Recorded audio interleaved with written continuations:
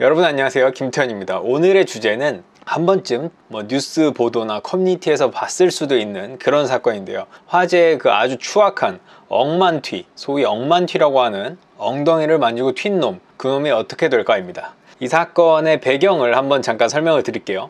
7월 31일 강남 일대에서 비키니 수영복을 입고 비가 오는데 이제 오토바이 뒤에 타서 아주 논란이 됐던 사건이 있었죠. 소위 비키니 오토바이 사건이라고들 많이 하는데, 이때 뒤에 비키니를 입고 오토바이를 탔던 인플루언서, 그 여성분이 임그린 씨라는 분입니다. 임그린. 그 이후에 그 임그린 씨가 다시 경찰서를 찾아가는데, 이번엔 웨딩드레스를 입고 와서 다시 한번 화제를 불러일으켰던 일종의 약간 어그로가 대단하신 분들이다 라는 생각도 드는데, 8월에는 임그린 씨가 이번엔 이태원에서 화제를 일으켰어요. 그래서 임그린 씨가 8월 28일엔 인스타그램에 새로운 영상을 게시했습니다. 임그린 씨가 오토바이 운전자는 지난번과 마찬가지로 보스제이라는 분이고, 그분이 전에 강남에서도 운전을 했던 분이고, 이번에도 같이 이제 호흡을 맞췄어요. 강남에서 그랬듯이 이번에도 비키니 차림으로 오토바이 뒤에 탄 모습인데, 아마 영상이나 사진을 본 분들이 많겠지만 이게 점점 더 가리는 게 거의 없어지는 그런 상황이었습니다. 어쨌거나 임그린 씨는 약속 지키러 이태원 라이딩을 다녀왔다는 말과 함께 이때 이태원에서 찍었던 새로운 영상을 올렸는데, 이게 큰 논란이 됐습니다. 영상 속에서 임 씨는 강남 라이딩 당시와 비슷한 옷차림이었고, 앞에서 운전을 하던 보스지 또한 마찬가지여서 그렇게 새롭게 크게 논란이 될 건이 없었는데, 뭐가 또 논란이 됐냐면, 이들이 원래는 논란을 몰고 다니는데 이번에는 다른 사람이 갑자기 논란의 초점이 됐습니다. 말하자면 이번에는 전혀 다른 의미의 논란이었죠. 대로를 달렸던 강남에서의 퍼포먼스와 달리 이번에 이태원에서는 인파 속에서 오토바이를 운행을 했는데요. 인파 탓에 오토바이는 속도를 낼 수 없었고, 많은 행인이 몰려 인사를 하고 사진을 찍고 이런 상황이 찍혀 있었습니다. 그런데 이때 논란이 됐던 장면이, 지나가는 행인 한 명이 갑자기 임그린 씨의 엉덩이를 찰싹 두 대를 때린 것입니다. 그 다음에 또 다른 남성이 임 씨가 쓴 헬멧, 이 안전모를 이렇게 두드리기도 했었죠. 물론 이제 가장 큰 문제는 엉덩이를 때린 이 행인인데, 누가 봐도 문제가 되는 장면이었고, 인터넷 커뮤니티 등에서는 성추행이다, 논란거리도 없이 만진 사람이 문제다, 아무리 다 벗고 나왔다고 해도 만져도 된다는 사람이 있다면 그 사람이 문제다 등의 댓글이 달렸습니다. 그래서 이 사건을 본 여러 네티즌들과 당시 현장에 있던 사람들이 경찰에 이 엉덩이를 때린 맛이 간 이 사람을 신고를 했다고 해요. 그래서 임씨 소속사에 따르면 그 신고 건수가 수십 건 이상, 거의 100건에 달할 정도로 많았다고 합니다. 그래서 이 사건이 커지면서 저놈 처벌받아야 저놈이 어디 가서 손을 함부로 또 못 놀릴 것이라는 얘기도 나왔는데요. 그래서 한 네티즌이 직접 임그린 씨 인스타를 통해 질문을 하기도 했습니다. 이태원에서 엉덩이 치는 새끼랑 머리 치는 새끼 있던데 괜찮으신가요? 라고 물었고, 이에 임 씨는 남들이 보지 않는 부분을 캐치해서 걱정해주는 그대는 마음이 참 따뜻한 사람인 것 같다, 너무 감사해요 라고 고마워했습니다. 임 씨의 이런 의견은 일종의 괜찮다는 의미로 받아들여졌는데요. 많은 언론에서 그래서 이게 또 임 씨가 이번 사건을 문제 삼지 않고 넘어갈 것으로 추정해 보도하기도 했습니다.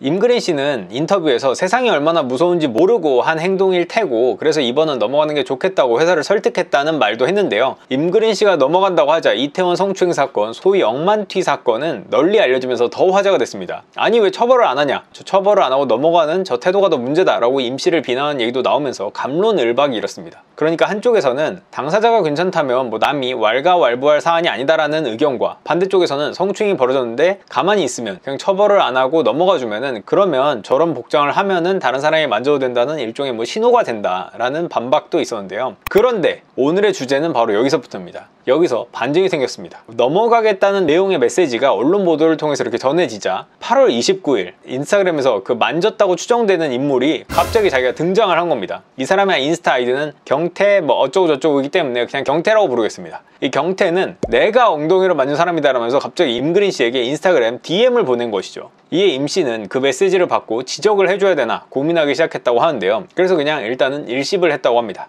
그런데 일십을 했더니 경태의 선 넘는 행동은 계속됐습니다. 처음에는 내가 때렸다고 당당히 밝히더니 대답이 없음에도 9월 3일 약간 요상한 메시지를 또 보냈습니다. 임그린 씨가 여기에도 답변이 없었지만 이 경태는 끈질긴 놈이었죠. 메시지가 계속됐습니다. 이번에는 임그린 씨가 팬들과 소통하는 인스타그램 스토리 Q&A에 갑자기 마지막 그냥 순화해서 표현을 할게요. 마지막 스스로 위로는 언제냐는 질문을 던졌는데요. 결국 여기에 임씨 소속사가 나왔습니다. 임씨의 소속사인 플레이조커는 회사는 셀럽을 보호할 의무가 있고, 임그린 씨도 처음에는 용서 쪽으로 기울었지만 이 회사는 이 경태의 계속된 이상 행동에 도저히 용납할 수 없음을 느꼈다. 이번에 용서하면 앞으로 이런 일이 또 일어날 수 있는 만큼 회사 차원에서 강력히 대응하겠다고 밝혔습니다. 이 플레이조커 측은 이번에는 처음이니만큼 사과만 받을까도 생각을 했던 그런 면이 있었지만, 다음에, 그러니까 이번 사건이 아니라 이번 사건이 이미 알려졌으니까 사람들이 아 이거 맞으면 큰일 난다라고 알아들었을 테니 다음 성추행이 있다면 무조건 뭐 고민 없이 고소부터 하겠다고 경고를 했는데요. 이 플레이조커 측은 경태 사건을 곧 경찰로 들고 갈 예정입니다. 스스로 제 무덤을 파고 자수까지 한 이 엉덩이를 만진 놈은 도대체 무슨 생각인지 이해가 저는 가지 않았습니다. 그래서 직접 물어봤습니다. 제가 인스타그램을 통해서 왜 임씨 엉덩이를 때렸는지, 그리고 이상한 문자를 보낸 배경이 뭔지 질문을 했는데요. 이에 경태는 처음에 임그린 씨 엉덩이 만진 사람 접니다 라고 나서더니, 제가 이렇게 질문을 하자 저 아닌데요, 사람 잘못 보셨습니다 라고 하더니, 제가 아니 당신이 자기의 죄를 고백을 한 거 캡처를 봐서 봤다, 왜 그랬냐고 재차 묻자 장난이죠, 그걸 믿으세요? 딴 분 찾으세요, 풋내기 기자님, 흐흐 라고 했습니다. 그러더니 경태씨는 자신의 인스타그램에서 자기 얼굴이 나온 것만 쓱 내렸습니다. 다른 사진들은 그대로 있고 자기 얼굴만 쓱 내렸어요. 플레이조커 측은 경태씨가 이전에 인스타그램에 올렸던 그 쓱 내렸던 얼굴 사진과 범행이 기록된 그 영상에서의 범죄자의 얼굴이 일치한다고 보고 있습니다. 그러니까 경태는 범행 흔적을 뒤늦게나마 지우려고 했던 걸까요? 물론 이미 캡처를 해뒀으니까 끝까지 이런 장난스러운 그의 태도, 딴 분 찾으세요 풋내기 기자님 흐흐 하면 그의 태도에 이 얼굴 사진을 공개를 하고 싶지만, 그래서 뭐 추노라도 한번 해보고 싶지만 뭐 그거는 좀 과한 것 같고 나중에 처벌까지 받으면 생각해 보도록 하겠습니다. 그런데 이 플레이조커 측이 고소를 하겠다라는 입장에 기사가 올라가고, 오늘 보니까 이제는 아예 인스타그램 자체를 계정 비활성화 해둔 것으로 보입니다. 그래도 경태 친구, 경찰이 당신을 찾지 않을까 그런 생각이 드는데, 어쨌건 당당하던 경태는 그렇게 인스타그램을 닫고 사라져 버렸습니다.